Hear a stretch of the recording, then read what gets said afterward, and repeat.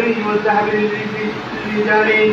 وبه قال حدثنا اسحاق بن منصور قال حدثنا عبد الله بن نمير قال حدثنا عبيد الله بن عمر عن نافع عن سعيد بن ابي هند عن ابي موسى الاشعري رضي الله تعالى عنه ان رسول الله صلى الله عليه وسلم قال: حرم لباس الحرير والذهب على ذكور امتي واحل لاناتهم. وفي الباب عن عمر وعلي وعتبة بن عامر وام هاني وانس وحذيفه وعبد الله بن عمرو وعمران بن حسين وعبد الله بن الزبير وجابر وابي ريحانه وابن عمر والبراء رضي الله تعالى عنهم. هذا حديث حسن صحيح. وبه قال حدثنا محمد بن بشار قال حدثنا معاذ بن هشام قال حدثني ابي عن قتادة عن الشعبي عن سويد بن غفلة عن عمر رضي الله تعالى عنه انه خطر في جابيته فقال لها رسول الله صلى الله عليه وسلم عن الحرير الا موضع اصبعين او 3 او 4. هذا حديث حسن صحيح. باب ما جاء في لبس الحرير في الحرب. وبه قال حدثنا محمود بن غيلان قال حدثنا عبد الصمد بن عبد الوارث قال حدثنا همام قال حدثنا قتادة عن انس رضي الله تعالى عنه ان عبد الرحمن بن عوف والزبير بن العوام شكيا القمل الى النبي صلى الله عليه وسلم في غزاة لهما فنقص لهما في قوة الحرير قال رايته عليهما. هذا حديث حسن صحيح. باب. وبه قال حدثنا ابو عمار قال حدثنا فضل بن موسى عن محمد بن عمرو قال حدثني واقد بن عمرو بن سعد بن معاذ قال قدم انس بن مالك رضي الله عنه فاتيته فقال من انت؟ فقلت انا واقد بن عمرو قال مرة وقال انك لشبيه بسعد وان سعد كان من اعظم الناس واطولا وانه بعث الى النبي صلى الله عليه وسلم حجة من زاد مفتوح فيها الذهب فلبسها رسول الله صلى الله عليه وسلم فصعد المنبر فقال في المرى فقال او قال فجعلنا يلبسونه فقالوا ما رايناك اليوم ثوبا قط فقال فتعجبون من هذا فمناديل سعد في الجنة خير مما ترون. وفي الباب عن اسماء السابقة رضي الله تعالى عنها. هذا حديث حسن صحيح. باب ما جاء في الرخصة في الثوب الأحمر للرجال. وبه قال حدثنا محمود بن غيلان قال حدثنا وكيع قال حدثنا سفيان بن ابي اسحاق عن البراء رضي الله تعالى عنه قال ما رايت من ذي همة في حلة حمراء احسن من رسول الله صلى الله عليه وسلم له شعر يلزم منكبيه وعيد ما بين المنكبين لم يكن في القصير ولا في الطويل. وفي الباب عن جابر بن سمرة وابي فتواتير حيث رضي الله تعالى عنه. هذا حديث حسن صحيح. باب ما جاء في كراهية المعسكر للرجال.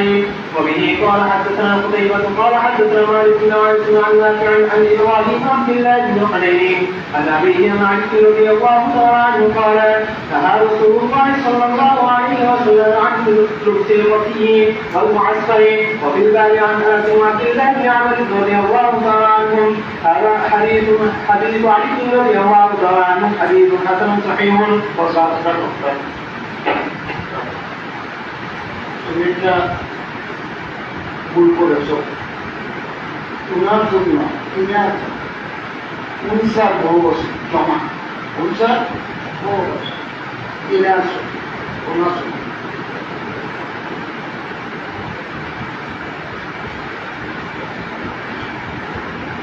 বিসমিল্লাহির রহমানির রহিম। আকওয়ামুল লিবাস।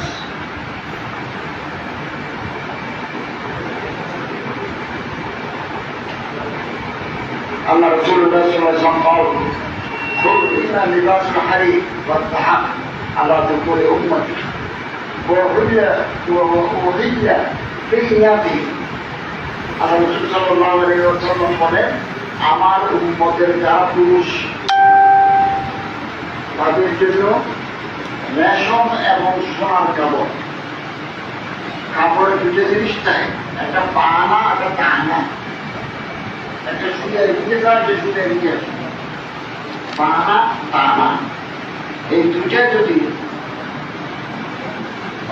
স্বর্ণের হয় তাহলেও কাপড় পরা হারাম। আমার উন্নতের পুরুষদের জন্য রেশম এবং স্বর্ণের কাপড়, স্বর্ণের মজবুত খচিত স্ক্রাইপ্ট। হ্যাঁ, ওহিল্লা লিনাথি, মেয়েদের জন্য এটা হালাল, এটা মেয়েদের জন্য হালাল। أنه خطب بالجعلية وقال مع رسول الله صلى الله عليه وسلم إلى موضع الطعام أو ثلاثين أو 40 জামিয়া মুলকে শাম সিরিয়ার একটা গ্রামের নাম। ওখানে নবী করিম সাল্লাল্লাহু আলাইহি ওয়াসাল্লাম উপস্থিত ছিলেন ফাতাওয়া, এবং সেখানে বলেছেন আমার উম্মতের জন্য যারা পুরুষ রেশমের কাপড় ইল্লা মোসে উসবুআইন আও সালাতিন আরবাইন, 2 আঙ্গুল 3 আঙ্গুল 4 আঙ্গুল পরিমাণ ব্যবহার করতে পারে। Lewat Roman Kudus, kita Roman Kudus, kita এখানে কিছু লেখা না থাকলে kita হবে না, সাদা ডায়েরি কিছু লেখা নাই, এটি kita Roman Kudus। লিবাস, যে বস্ত্রগুলো মানুষ পরিধান করে, এটা মলবুস, লেবাস Roman Kudus। নবী করিম সাল্লাল্লাহু আলাইহি ওয়াসাল্লাম এই বাবের মাধ্যমে উম্মতের কাপড় বস্ত্র পরিধান, কোন বস্ত্র নিষিদ্ধ, কি পরিমাণ বস্ত্র পরিধান করতে হবে, এই বাবের মধ্যে এগুলো আছে, এগুলো আছে। এবং বেশি টাইট কাপড় পরিধান করলে সেখানে বসতে অসুবিধা হয়, এগুলো আমাদের জন্য অপছন্দ করছে। এবং পুরুষদের জন্য রেশম সিল্ক কেন নিষেধ করছে? রেশমের কাপড় হচ্ছে চকচকে, তকতকে এবং খুব নরম সফট, এগুলো সেনানা ভাসবে, পুরুষরা এরকম 12 জামা গায়ে দেবে। আমি যদি চকচকে সোনালি রঙের কাপড় পরিধান করি, পুরুষরা একটু মেয়েরদের জন্য, মেয়েরদের জিনত বানায়, এগুলো সেনানা পোশাক। এই জন্য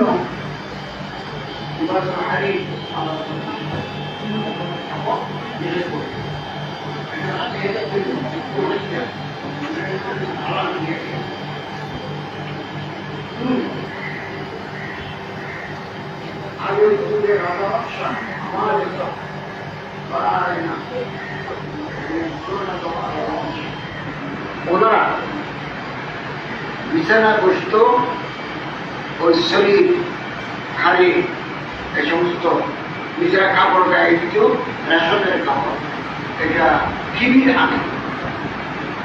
আনার উপকূল আর মানসিকতা তৈরি হয়। এই সমস্ত কারণে নবী করিম সাল্লাল্লাহু আলাইহি ওয়াসাল্লাম উম্মতে মুহাম্মাদের জন্য রেশমের কাপড়, সোনার কাপড় পরিধান নিষিদ্ধ করেছেন। এবং যুদ্ধের ময়দানে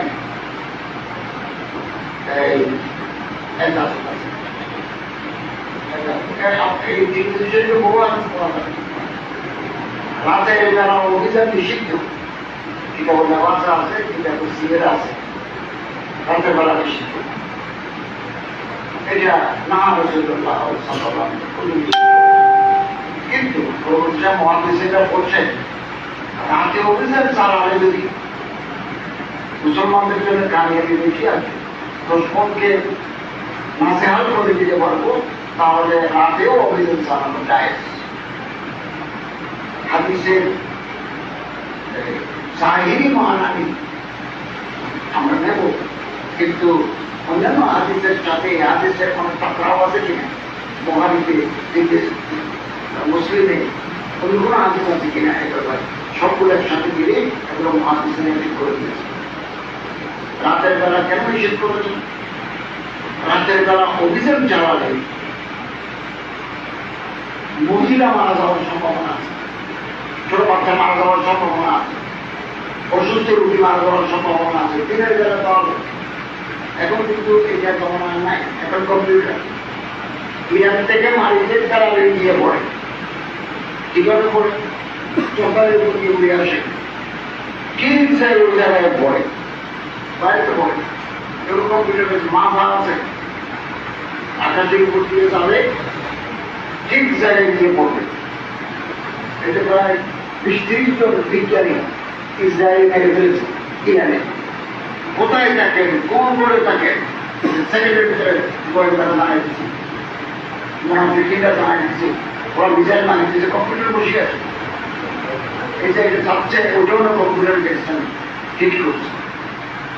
সেক্ষেত্রে 3 রাতে করা পড়ে এবং হাকেমের রক্ত অথবা রইসুল জাইশ সেনাবাহিনীর কথা কন্টিনজেন্টের প্রধান যদি মনে করে না রাতের বেলা মারি দিলেও আমাদের সুবিধা হবে, মারতে পারে। এটা আমাদের রাখতে আছে এমন সাধারণত না। এবং আব্দুর রহমান